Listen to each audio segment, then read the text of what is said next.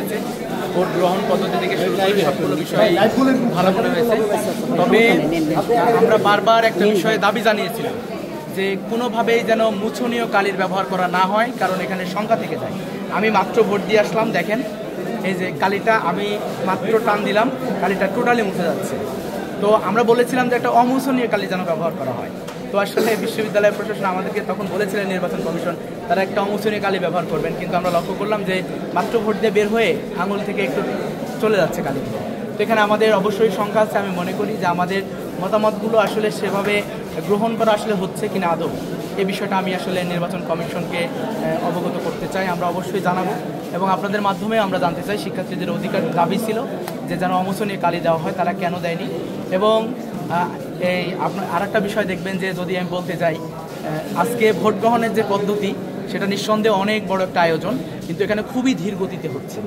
তো ধীর গতিতে হওয়ার কারণে আমি মনে করি যে আমাদের কোনো ভাই বোন যদি ভোট কেন্দ্রে এসে দাঁড়িয়ে থেকে আসলে ফিরে যেতে হয়, তাহলে আসলে ক্যাম্পাসে এসে কষ্ট তার জন্য আর কিছুই থাকবে না, যে নিজের ক্যাম্পাসে জীবনে প্রথম ভোট কিন্তু এসে ঘুরে যেতে হচ্ছে।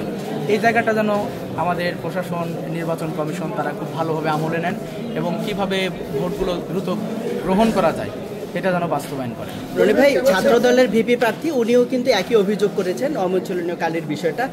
আর অন্য কোনো বিষয় এখন পর্যন্ত যে কয়েক ঘন্টার সময় অতিবাহিত হলো, আর অন্য কোনো বিষয় কি অনিয়ম বা ব্যত্যয় মনে হয়েছে কিনা? আমি এখন পর্যন্ত দুইটা বিষয়ই মনে করছি ব্যত্যয় হয়েছে বা হচ্ছে। একটা হলো অমোচনীয় কালির ব্যবহার করা হয়নি, কালি আপনারা নিজেরাই দেখলেন উঠে চলে যাচ্ছে। আর দুই নাম্বার হচ্ছে ভোট গ্রহণের পদ্ধতিটা ধীর গতি হচ্ছে।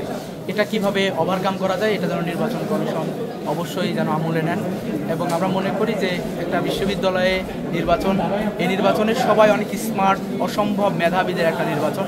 এখানে যদি কোনো ধরনের প্রহসন, কোনো ধরনের মতামতকে অপেক্ষা করা হয়, আসলে নির্বাচন প্রশ্নবিদ্ধ থেকে যায়। এই জায়গাটায় আমার মনে হয় নির্বাচন কমিশন সতর্ক হলে বেশি ভালো। আচ্ছা, আর বিভিন্ন কেন্দ্র থেকে নিশ্চয়ই আপনাদের কাছে খবর আসছে, আর কোনো এখন পর্যন্ত পরিবেশটা কেমন দেখছেন? অলমোস্ট 2 ঘন্টা সময়। যে আমি যত ভিপি প্রার্থী হওয়ার কারণে সবগুলো বিষয় সমন্বয় করতে হচ্ছে। এখন পর্যন্ত একটা বিষয় বারবার আসতেছে, সেটা হচ্ছে ভোট গ্রহণের পদ্ধতিটা খুবই ধীর গতি হচ্ছে।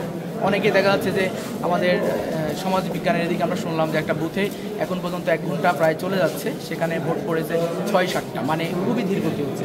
এটা কীভাবে ওভারকাম করা যায় একটু দেখলে বেশি ভালো হবে। ভাই, বিজয়ের ব্যাপারে শিক্ষার্থীদের সাড়া কেমন পাচ্ছেন? প্রশ্নটা মনে হয় নাই। মানে আপনি কতটুকু আশাবাদী? কি বিশ্ববিদ্যালয়, নির্বাচন কমিশন বা প্রশাসন যারা আছেন তারা এটা খুব ভালোভাবে সমন্বয় করবেন, কিন্তু অমোচনীয় কালি প্রথম ধাপটাই যদি এরকম সংখ্যা থাকে, তাহলে আসলে বলবো যে আমাদের জন্য আশার প্রতি আমাদের যে মতামত, সেই মতামতটাকে গ্রহণযোগ্যভাবে তারা সেখানে নেয়নি বলে আমি মনে করি। আর ভোট যদি এমন দীর্ঘদিন চলে, তাহলে আপনার যেরকম কাঙ্ক্ষিত যেই শতাংশ ভোট পড়ার কথা ছিল, সেরকম কি পড়ার সম্ভাবনা রয়েছে কিনা?